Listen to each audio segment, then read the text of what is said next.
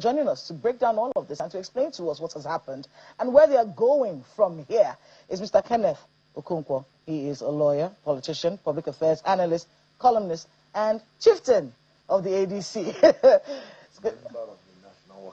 Member of the National Working Committee of the ADC. Thank you so much for being with us on the program. I appreciate it, and good morning to Nigerians and from wherever part of the world you're watching. Everyone looking at that convention that held yesterday.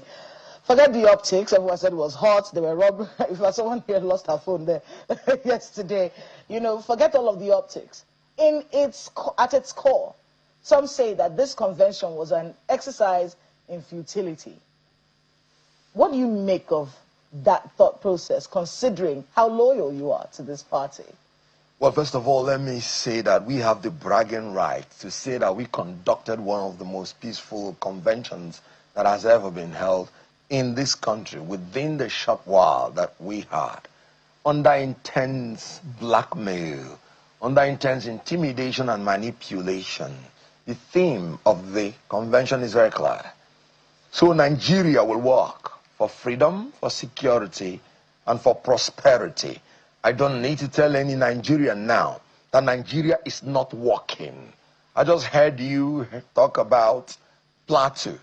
You can imagine a president who went to Plateau, and rather than going to condole with the victims, he stayed at the airport and told the victims to come and condole with him. That's sorry, he is in a nation where there is no light. A president is bemoaning lack of electricity. This same president was the one who told Nigerians that if he did not provide electricity, let him be voted out.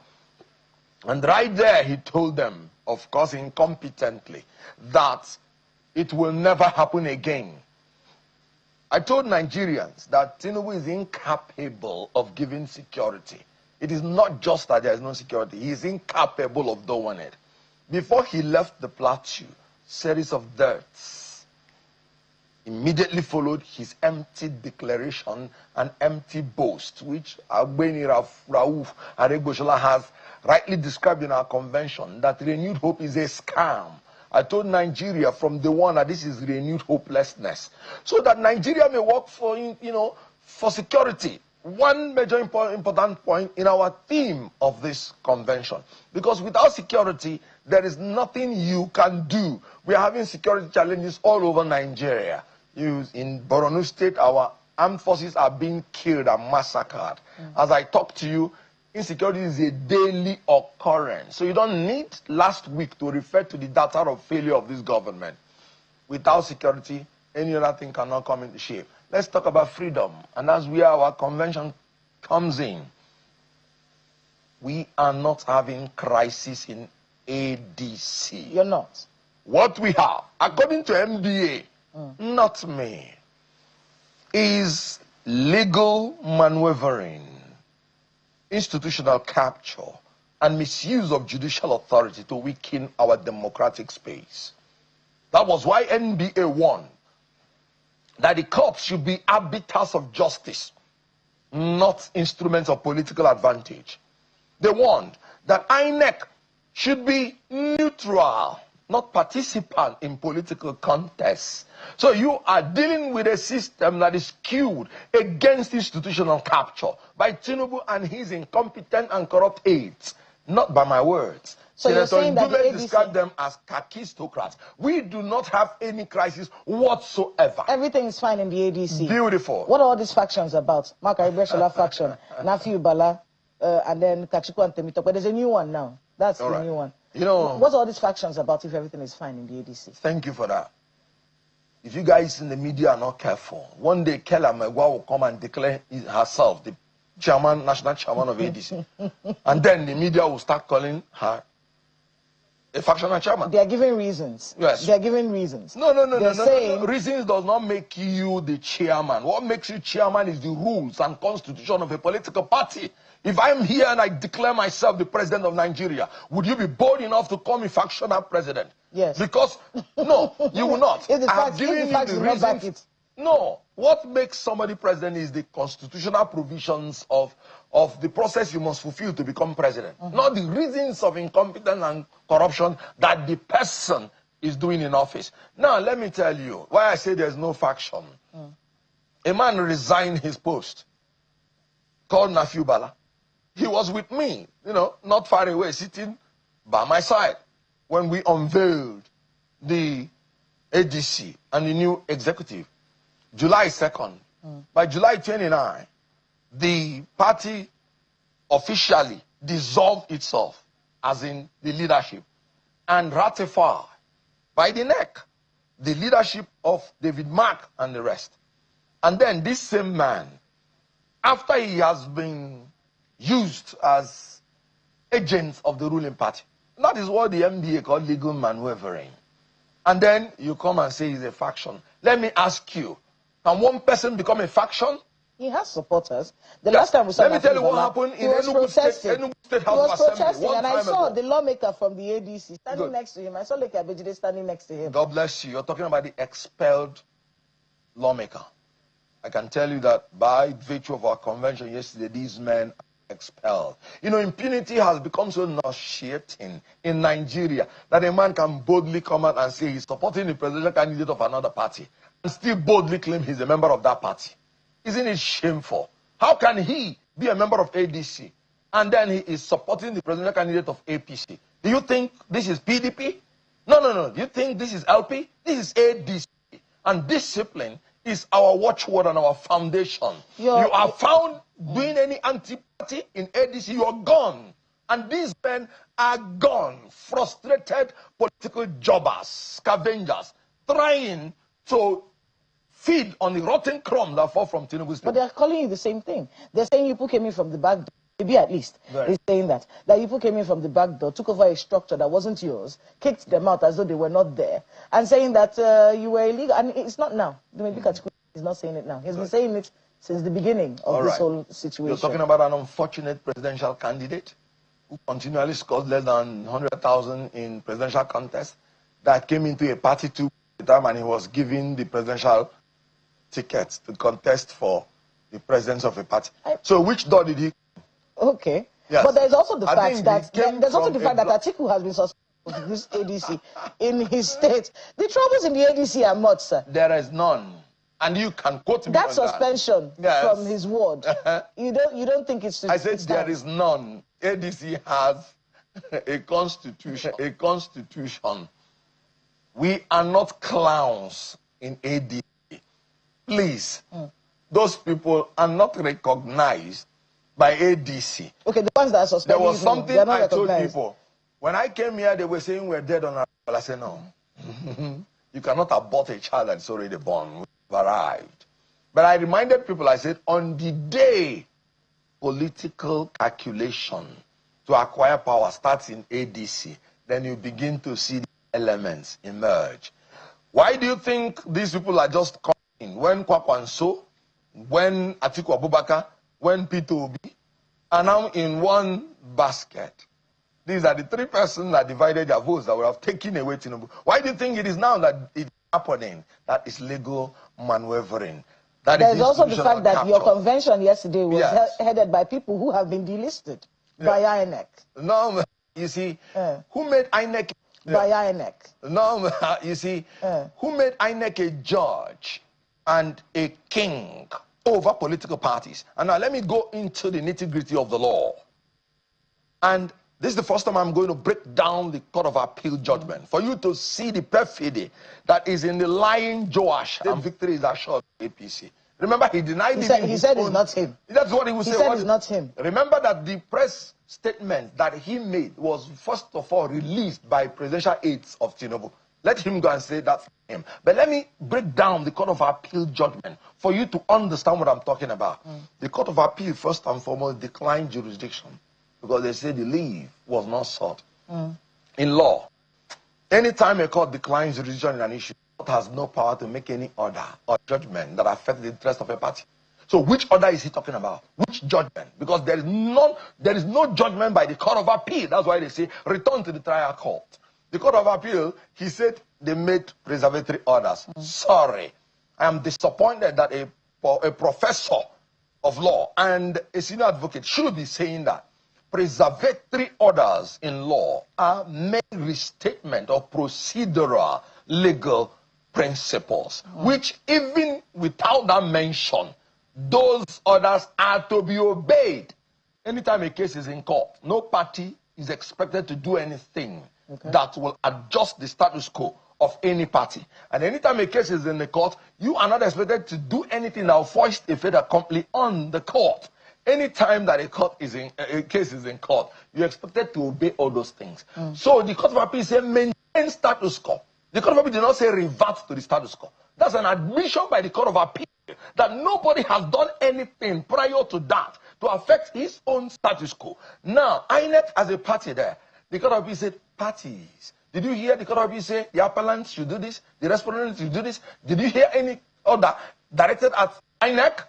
So how did INEC get the order he is saying he implemented? And let me tell you now. Yes. Are you aware that the judgment in the trial court was in favor of David Mark? That is what the Court of Appeal said. Okay, we'll get Are you aware that David Mark and INEC were not parties to the trial in the trial court? Okay. Are you aware? Because it's an expert motion. Ayo, so that we can have a balanced conversation on this. Ayo, please go ahead. Well, thank you, Kayla. And Mr. Okonkwo, I like the energy with which you have been, taking this conversation on. But, there's another vexed issue. And I think this is underscored by the fact that when Kayla asked you how the ADC convention went, you took on the APC. So I'm wondering, are you part of those people who say that the APC is responsible for the intra-party discord among some political parties? I am one of those people that say APC is absolutely responsible for the internal crises that are going on in political parties. But I want to disagree with you that when they asked me about the Congress, I started talking about APC. There's nothing to talk about APC except the flow of tears and blood in Nigeria. I remember telling her about the theme of our convention. I remember telling her that despite all the shenanigans, they couldn't give us public institution for us to carry out our convention. That is APC doing its hatchet job. For the first time in Nigerian history, despite provisions in the law, a party was denied any public institution to carry out its function. For the first time in Nigeria, even the private guardian that we hired, they say we should not use it because they have an instruction that if we do, their certificate of occupancy will be revoked. Do you know we entered that place and the AC, the fan, they were cut off. We were almost roasting. And that tells me about the resilience. That tells me about the determination of ADC members and Nigerians in general to take away this government. No matter what we are going to pass through, they took us through the heat and we were rejoicing. They took us through evil and we are receiving good because the Lord is our strength. So it is not a matter of, guesswork. No. The APC wants to make sure that Tinubu does not have any contest in 2027. And they have failed because even MBA has recognized that that is what they want to do, institutional capture. So I am one of the persons that will tell you that democracy is being weakened by the nefarious activities of APC and its aides. Like I said, I was talking about the Court of Appeal judgment. How does INEC come in to interpret a Court of Appeal judgment that is non-existent? And then, how can INEC interpret it to mean that the status quo of a party will now be adjusted before the judgment of the court? Because what was the status quo of INEC itself that is a party to the suit? The status quo is that INEC on its own voluntarily recognized the leadership of David Mark. They were there in July 29 of the NEC meeting of ADC that dissolved itself and recognized David Mark, and it was on the strength of that they recognized us in their portal. That is the status quo of INEC. How can INEC on its own interpret the Court of Appeal judgment to mean that our leaders will no longer be recognized in its portal, which God said so? Because like I told you, The Court of Appeal declined jurisdiction. So the Court of Appeal couldn't have made any order that affects the status of any party.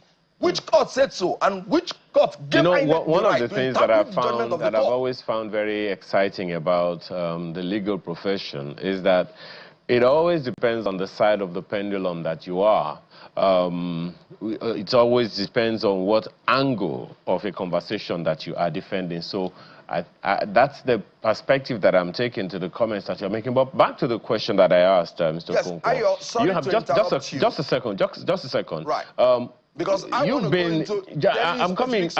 We'll come back to that. Very good. I'm more interested in the fact that, I mean, you are not a stranger in this country. You've been long enough in this country to know that every government in authority since 1999 has always been under the attack of opposition parties. Always been. In fact, I think it was the 2003 or 2007 elections. There was a rumor then that the INEC chairman, Professor Maurice Iwu, was calculatively working against the governorship candidate of Lagos, of the PDP governorship candidate of Lagos at the time, in the person of Mr. Jimmy Agbaje. So much so that people were alluding that it was the INEC chairman that was attacking him and not the state doing anything against him. Now, that's on the one hand. On the other hand, when you say that the APC is the one responsible for the intra-party affairs or discord in political parties, I'm wondering, aren't the people in those political parties old enough to think by themselves or think for themselves? Why would you blame me if there is a discord in your home? How does that make, please help us make it make sense, Mr. Okonkwo. Right. Thank you very much. First of all, what I'm saying is pure restatement of the position of the law. Section 82, subsection 1, and subsection 6 made it clear that once you give notice, 1 day's notice to INEC, your job is done as a political party for your congresses, convention, and primaries. And it is only invalidated if the notice is not given. Now, section 83, subsection 5, said no court shall have jurisdiction to entertain any matter that affects the internal affairs of political party. And then he said, in negation, and that is 83.6, in negation of this, if anybody goes against this, no court shall give any ex parte or interlocutory injunction regarding internal affairs. You should shift everything to final judgment. And then he's telling you that any lawyer, any court that does it, then that lawyer will be fined 10 million naira. That political party will be fined 10 million naira. So I want you to understand that the issue of internal affairs of the political party is no longer just based on decided cases. It is now codified. When a ruling party is abusing those institutions, those other arms of government, to intimidate and manipulate the opposition party, that is where they are responsible. Like I said, how can you say that a man who resigned his post voluntarily was a party to all the formation of the new executive, will now turn back and go to the court? And you're telling me the court that gave no decision, that INEC itself is now being used to destroy the party? Let me give you the timelines. The judgment of the Court of Appeal came out 12th of March 2026. The lawyers to the Nafiu Bala wrote their first letter 16th. And INEC did not look at that letter at all because they know it was useless. They wrote another letter on the 25th. And we got the intel that INEC chairman was told to resign if he does not do it. I was here in this studio to say, tell Nigerians, before INEC did it, this is what is going on. If anything happens, it is APC instructing Amopito. And you know what? Before the end of that day, Amopito did exactly what we said he was going to do. So why did he wait? INEC was a party to the suit. Why did he wait from 12th of March if that was his own interpretation of the judgment? Why did he wait 16th, then on the 25th? Why did we not alert Nigerians that look at what Amipito is planning to do? Because before then, APC has not brought its power to bear on him that he must do this or he will resign. Why did he have to wait? I told you that some of the press releases he's doing, that APC, Tinubu's aides, brought them out to the public even before INEC published it. What other evidence do you want me to give? So it's a different thing that you're having internal crisis. I'll be the first to tell you that if we're having internal crisis, we're having internal crisis. Trust me on that. But it's a different thing that a ruling government is using the apparatus of power, the monopoly of the force that it has, to intimidate and manipulate the opponent, to weaken democracy and destroy democracy before 2027. So that is why I'm telling you that it is APC that is doing it. And if they don't stop this, democracy will die in their hands. Of course, Nigerians cannot survive the second tenure of Tinubu because he's a very incompetent leader. Now, if you say that, you know, you have proof that the INEC chairman did something that he was not supposed to do, and I mean, you are not the first person to say that. Is there any planned legal action against the INEC chairman as a result of that by the ADC? I can tell you that INEC chairman that figuratively is wearing Tinubu's cap, I can tell you he will not come out of this. Paragraph F14, 2A of Part 1 of the 3rd schedule of the Constitution of the Federal Republic of Nigeria is very clear. Before a person will be a member of the commission, he has to be a person who is non-partisan and who has unquestionable integrity.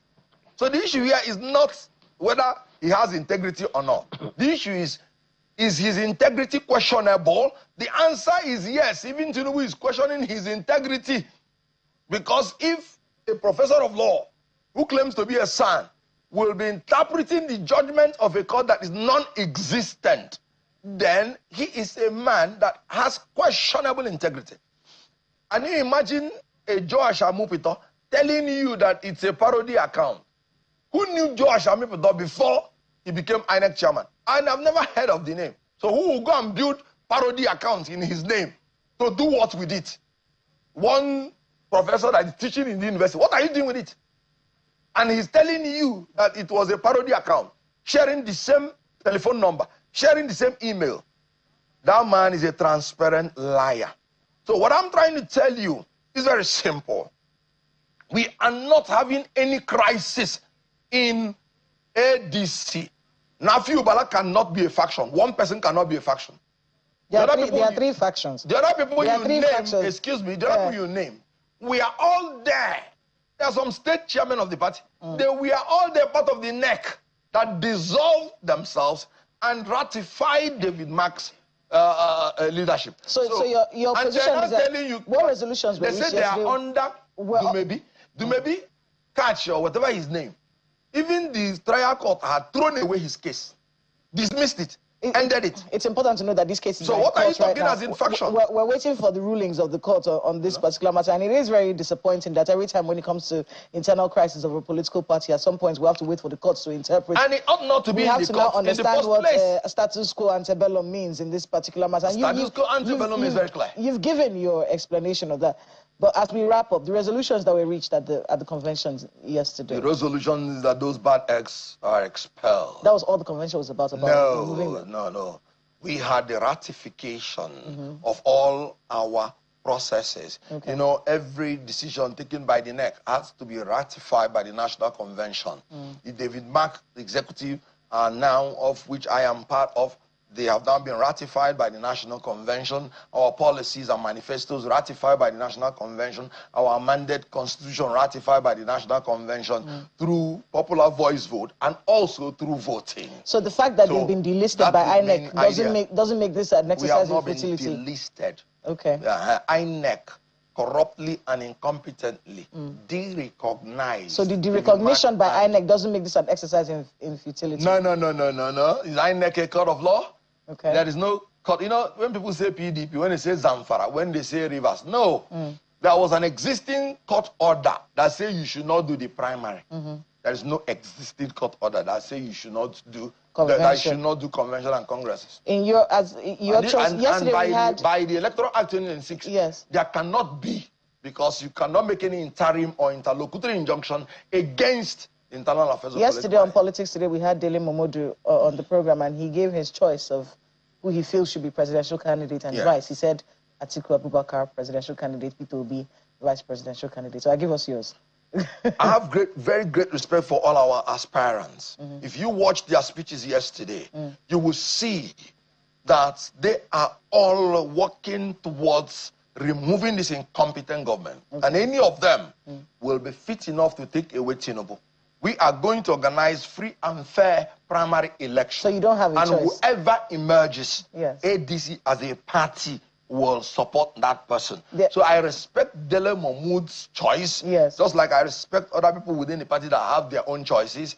I am a member of the NWC. My job is to provide level playing field for all the aspirants to contest for their position, and whoever wins, we will support the person. Regardless of whether Peter Obi leaves the party or not, because there are whispers out there that he might leave.